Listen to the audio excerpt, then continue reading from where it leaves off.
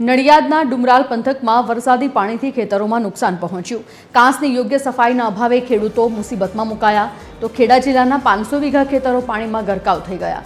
ખેતરોમાં પાણી ફરી વળતા ખેડૂતોનો તૈયાર પાક ધોવાઈ ગયો। નડિયાદમાં વરસાદી પાણી ભરાતા ખેડૂતોને આર્થિક નુકસાન થયું છે।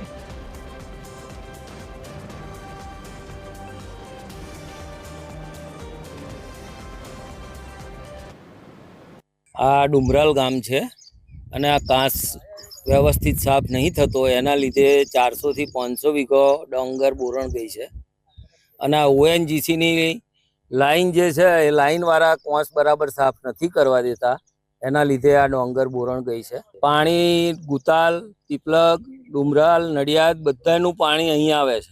400-500 વીઘો ડાંગર બોરણ ગઈ છે। હવે શું કહું, પાલિકા વાળા આયા હતા, એમણે થોડો સાફ કર્યો પણ ચાલુ પાણીએ બરાબર સાફ થાય નહીં।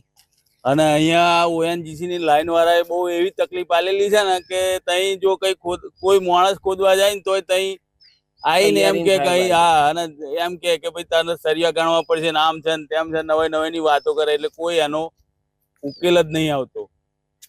અને અહીં ડુમરાલના લેવલથી તઈ જે ONGC ની લાઈન છે ને એ લેવલમાં ઊંચી છે અને હમણાં કોસ ઉપર જ એવી કોસમાં જતી એવી લાઈન બેહાડી છે કે જે 4 ફૂટ એમનેમ લેવલ ડુમરાલમાં 5 ફૂટ ઓવર થાય તો જે પાણી જાય નીકળ જાય નહીં અને લાઈન વાળા કશું કરવા દેતા નહીં।